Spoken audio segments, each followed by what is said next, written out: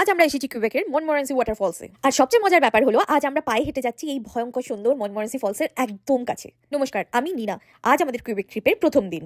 আজ সকালে অ্যালার্ম বন্ধ করে আবার ঘুমিয়ে পড়েছিলাম, তাই উঠতে দেরি হয়ে গেছে। এবার তাড়াতাড়ি রেডি হয়ে নেওয়া যাক। স্নান সেরে আজ হালকা ব্রেকফাস্ট করে বেরোতে হবে, কারণ আজ অনেকটা পথ হাঁটতে হবে আমাদের। ব্যাগে ক্যামেরা, জলের বটল আর স্ন্যাক্সও নিয়ে নিয়েছি। চলো এবার বেরিয়ে পড়ি। বাসে কিউবেক সিটি থেকে মনমোরেন্সি ফলস পৌঁছতে সময় লাগবে অ্যাপ্রক্সিমেটলি 15 থেকে 20 মিনিট। বিশাল জলপ্রপাত, বাস থেকে ভিউটা অসাধারণ। ওই দূরে যে ছোট ছোট পিঁপড়ের মতো মানুষগুলো দেখা যাচ্ছে, আমরা ওখানে যাব।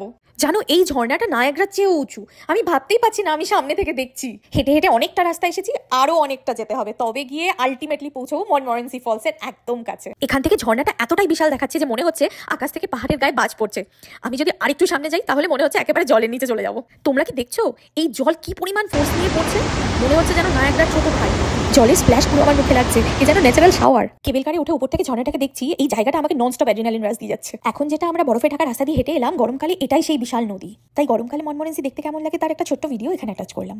বরফে ঢাকা এই বিশাল নদীর উপর দিয়ে হেঁটে আমরা এখন একদম ফলসের কাছে এসে পৌঁছেছি। সত্যি প্রকৃতির শক্তি কতটা ভয়ঙ্কর এবং সুন্দর একসাথে। এবারে হোটেলে ফেরার পালা। বাসে উঠেই আমরা একটু খাবার খেয়ে নিলাম, খুব খিদে পেয়ে গেছিল। মনমোরেন্সি ফলসটা একটা পিওর অ্যাডভেঞ্চার ছিল। কেমন লেগেছে কমেন্টে জানাতে ভুলো না কিন্তু। হোটেলে একটু রেস্ট করে আবার রেডি হয়ে বেরিয়ে যাবো কিউবেক সিটিটা একটু ঘুরে দেখার জন্য। এটা নর্থ আমেরিকার এমন জায়গা যেখানে হাঁটতে হাঁটতে এটা অনুভব করা যায় যেন আমরা 17শো শতাব্দীতে ফিরে গেছি। আজকের দিনটা এখানেই শেষ হচ্ছে, কাল আবার দেখা হবে। বাই।